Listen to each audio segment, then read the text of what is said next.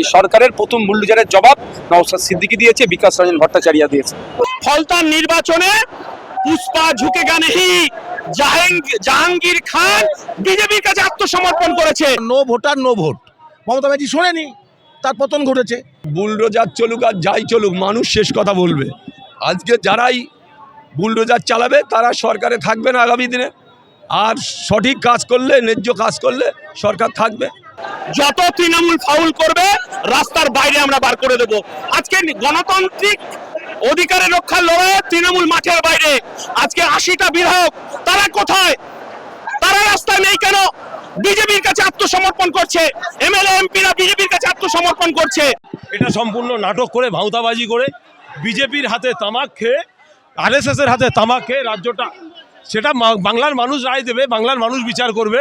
আগামী দিন দুধ কা দুধ পানি কা পানি হয়ে যাবে কারা বিজেপির দালাল। 27 লক্ষ ভোটাধিকারের যে ডিলিট হয়ে আছে, ট্রাইব্যুনালে যাদের ভাগ্য জ্বলছে কথাই বলছে। আমরা চাই দ্রুততার সাথে নিষ্পত্তি হয়ে এদের নামগুলো আপলোড, আইনি লড়াই চলবে। কিন্তু আইনি লড়াইয়ের প্রসেসটা তো শুরু করতে হবে, শুরু হচ্ছে না কেন? আজকে ইসিআর কাছে যাওয়া হচ্ছে। এই যে নতুন সরকার আসার সঙ্গে সঙ্গে ভাঙচুর যেভাবে বুলডোজার থেকে শুরু করে হকার হচ্ছে, সরকার তো সাধারণ মানুষকে খাবার বা চাকরি সেভাবে দিতে পারছে না বলে এতক্ষণ আমরা দেখেছি। দেখুন, আমরা হকার উচ্ছেদের বিষয়ে একটাই আমাদের অবস্থান, আগে তাদের বিকল্প কর্মসংস্থানের ব্যবস্থা করা হোক, তারপর উচ্ছেদ। আর বুলডোজার, প্রথম বুলডোজার চালিয়েছে কোথায়? তপসিয়াতে। আর প্রথম বুলডোজার কি আটকেছি আমরা মাঠে ময়দানে দাঁড়িয়ে, কোর্টের মাধ্যমে স্টে করেছে। এই সরকারের প্রথম বুলডোজারের জবাব নওশাদ সিদ্দিকী দিয়েছে, বিকাশ রঞ্জন ভট্টাচার্য দিয়েছে। ভাঙড়ে শওকত মোল্লাকে পরাজিত করার পরে আমাদের ছেলেদের উদ্দেশ্যে বক্তব্য ছিল যে সুদিন এসেছে, আমাদের ছেলেরা না কোনো রকম ভাবে কারোর সাথে হিংসা মারামারিতে জড়িয়ে পড়ে। অর্ধসত্য মিথ্যার চেয়ে ভয়ঙ্কর। আপনারা অর্ধসত্য বলছেন, সমাজকে বিছিয়ে দিচ্ছেন কেন? আপনি পুরোপুরি কোশ্চেন করুন। তাহলে ততটুকু বলেন, আপনি আপনার যতটুকু জ্ঞানের পরিধি আছে তার মধ্যে থেকে কোশ্চেন করবেন। জাহাঙ্গীর খান নাম তুলে নিচ্ছে ভোটের আগে, তৃণমূল এবং 80টা বিধায়ক তাদের কোনো দেখতে পাচ্ছেন। আজকে বিধানসভার মধ্যে বাবা সাহেব আম্বেদকরের স্ট্যাচুর নিচে একটা প্রতিবাদ অবস্থান মিছিল করেছিল। সেখানে দেখলাম 80টা তৃণমূলের বিধায়ক থাকার পরও 30টা মনে হয় পার হয়নি। মানে বুঝতে পারছেন কি অবস্থা এই দলটা। জাহাঙ্গীর খান যে তুলেছে তার অবস্থান কেন তুলেছে আমি গতকাল কি বলে দিয়েছি। আমরা মানুষের জন্য রাস্তায় নামি, ইন্ডিয়ান সেকুলার ফ্রন্ট, আমাদের নেতা নওশাদ সিদ্দিকী, আব্বাস সিদ্দিকী ভাইজান, আমাদের নেতা, তাদের নির্দেশ আদেশ মেনে আমরা আজকে রাস্তায় নেমেছি। প্রায় 27 লক্ষ মানুষ এসআইআর থেকে বাদ গিয়েছে, তাদের অবিলম্বে তাদের নাম নথিভুক্ত করতে হবে। তাদের অবিলম্বে ভোটারে যাতে অংশগ্রহণ করতে পারে সেই দাবি নিয়ে আজকে আমরা এসেছি। আজকে আমরা রাজপথে আমরা নির্বাচন কমিশনারকে জানানোর জন্য আমরা এখানে এসেছি। বুলডোজার চলছে কি চলছে পশ্চিমবাংলার মানুষ তারা নিশ্চয়ই তারা ভাববে। আমরা তো জনগণের প্রতিনিধিত্ব করছি, মানুষের জন্য প্রতিনিধিত্ব করছি, দল প্রতিনিধিত্ব করছে। নিশ্চয়ই পরিস্থিতি অনুকূলে না থাকলে নিশ্চয়ই আমরা রাস্তায় নামবো, তার যা করার আমরা করব। বুলডোজার চলুক আর যাই চলুক, মানুষ শেষ কথা বলবে। আজকে যারাই বুলডোজার চালাবে তারা সরকারে থাকবে না আগামী দিনে, আর সঠিক কাজ করলে, ন্যায্য কাজ করলে সরকার থাকবে। আজকে আমরা এখানে এসেছি কেন, তার কারণটা আমি বলেছি আপনাদের কাছে, যে আমরা 27 লক্ষ ভোটার বাদ গিয়েছে, তাদের অবিলম্বে নাম নথিভুক্ত করতে হবে। আমরা নির্বাচন কমিশনের কাছে দাবি জানানোর জন্য এসেছি। দাদা কি বলবেন, এই যে 27 লক্ষ নাম তারা তো অনিশ্চিত থেকে গেল। আমরা তো একই কথা বারবার বলছি যে তৎকালীন মুখ্যমন্ত্রী, প্রাক্তন মুখ্যমন্ত্রী মমতা বন্দ্যোপাধ্যায়কে আমার দলের চেয়ারম্যান বলেছিলেন যে আসুন এই নির্বাচন আমরা বয়কট করি। আমরা তো চেয়েছিলাম এই নির্বাচন বয়কট করার জন্য। সেদিন প্রাক্তন মুখ্যমন্ত্রী, তৎকালীন মুখ্যমন্ত্রী আমাদের কথা শোনেননি। তিনি নাকি এই রাজ্যের অভিভাবিকা। তিনি আজকে 27 লক্ষ মানুষকে রাস্তায় বসিয়েছে। আর আমরা ইন্ডিয়ান সেকুলার ফ্রন্ট বলছি রাস্তাই আমাদের রাস্তা, এই রাস্তাই আমরা অধিকার বুঝে নেব। আজকে সিও দপ্তরে আমরা যাচ্ছি, সিও দপ্তরে গিয়ে আমরা জানতে চাইবো এই 27 লক্ষ যারা অ্যাডিজুডিকেশনে যারা ডিলিট ভোটার হয়ে আছে তাদের ভবিষ্যৎ কি।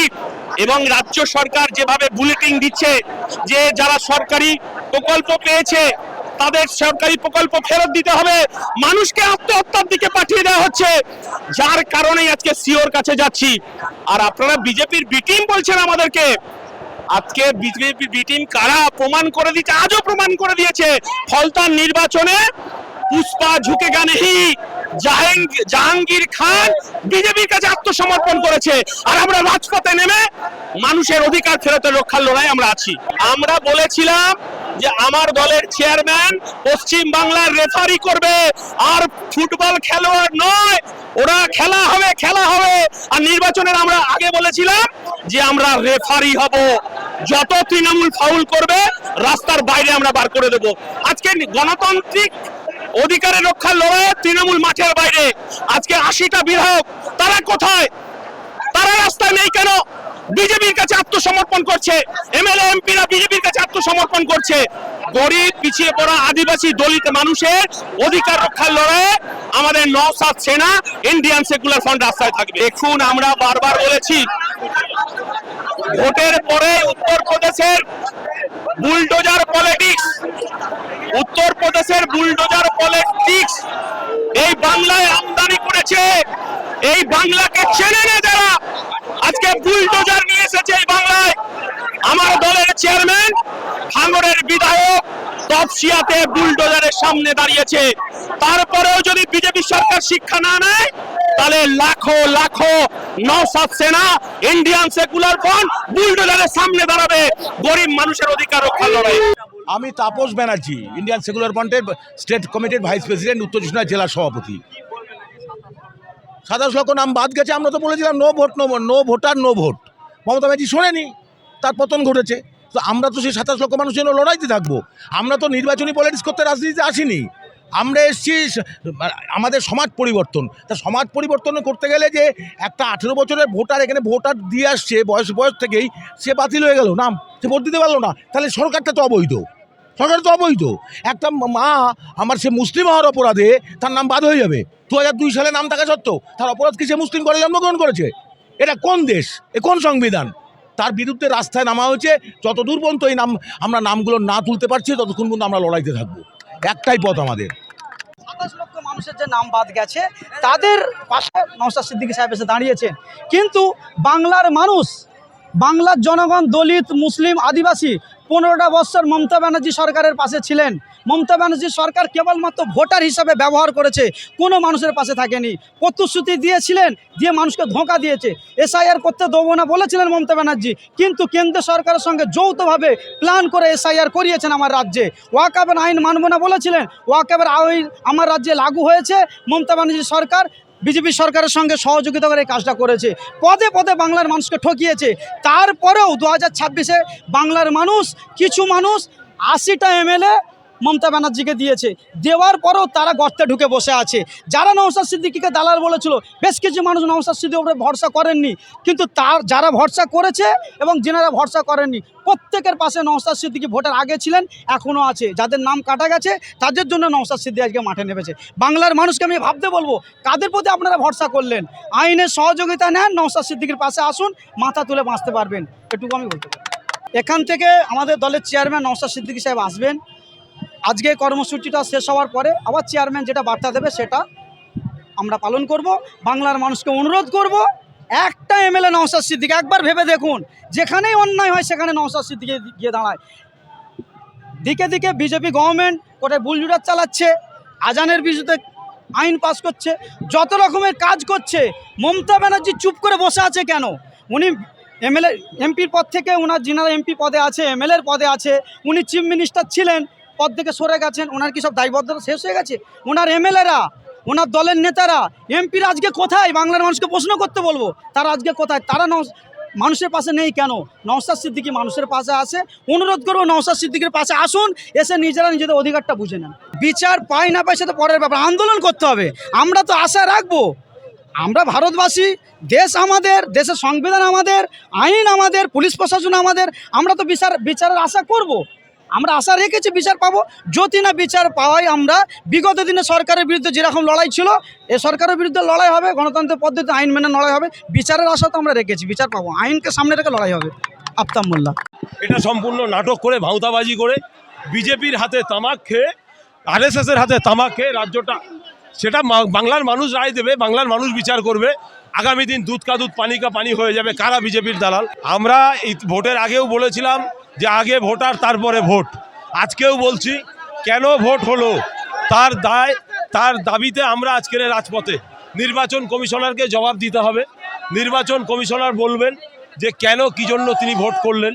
আজকের আমাদের দাবির মধ্যে, আমাদের ডিমান্ডের মধ্যে আছে, পরিষ্কারভাবে আমরা বলেছি যে এই 27,000 ভোটারকে বাদ রেখে ভোট হলো কেন, কার স্বার্থে, কার স্বার্থ চরিতার্থ করার জন্য ভোট হলো, এটাও আমরা আজকের জানতে চাইব। যে রাজ্য সরকারে ছিল বিগত দিনে সে তো ভালো বলতে পারবে, কেন তার সঙ্গেই তো বোঝাপড়া। আজকের দিনে আমরা কি দেখলাম যে এতগুলো সিটে জেতার পরেও তারা জনগণের স্বার্থে কেন রাস্তায় নেই, কেন এসআইআর নিয়ে আর কথা বলছেন না, কেন ওয়াকআপ নিয়ে কথা বলছেন না। এটা সম্পূর্ণ ভাঁওতা দিয়েছে, নাটক করেছে।